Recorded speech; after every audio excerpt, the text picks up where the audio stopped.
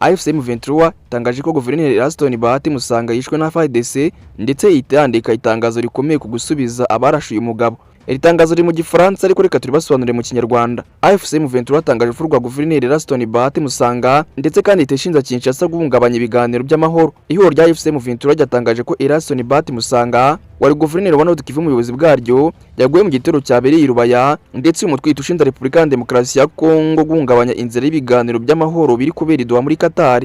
Muri tangazo yashyizwe agaragara kuri tariki 24 Gicurasi 2026 muri tangazo AFC M23 yavuze ko ngo mbere y'iki gitero yari yakwingabo za mu duce tumwe na tumwe two mu kiba cya Rusi ndetse no mu misozi ya Remera harimo Senge, Kabunambo, Nyakabiri ya mbere n'iya kabiri, Mutarure, Ruberizi ndetse na Mwegera. Uyu mutwe avuga yuko icyo cyemezo cyari kigamije gushyigikira ibiganiro bya diplomasi biri kubera Doha ndetse no gutanga amerwe kugabanya ubushyamirane hagati y'impande zihanganye mu burasirazuba bwa Kongo.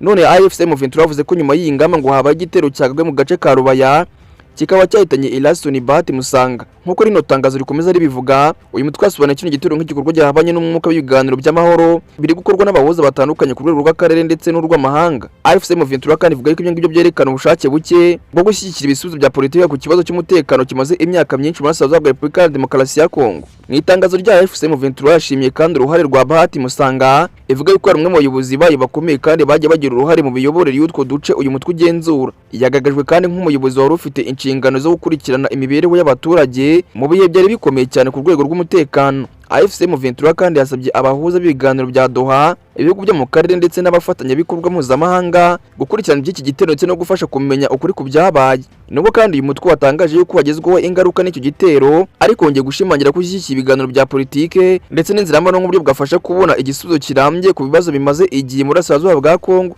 Kugeza ubu nta tangazo ryatangazwa n'umutegetsi bwa Kinshasa risubiza ku birego bikwiye muri iri tangazo rya AFC M23 ndetse kandi amakuru ajyanye n'ibyabaye Rubaya akomeje gutegerezwa kwemezwa n'andi masoko atandukanye kandi yigenga. Ngaye nguko urumva ko AFC M23 irashinja leta ya Kinshasa kwivugana inyungu Eraston Bahati Musanga. Kugeza ariko ngubu leta ya Kinshasa nta kintu irabivugaho. Ndetse AFC M23 ikaba yavuze ko kino gitero cyagaragaje yuko ari uburyo bwo kudashaka kugera ku biganiro byabageza ku mahoro. Ngaye nguko rero babwiranye ndacyari mwe Nyabari Obed na ngiyi ni OBTime News. OB Time News.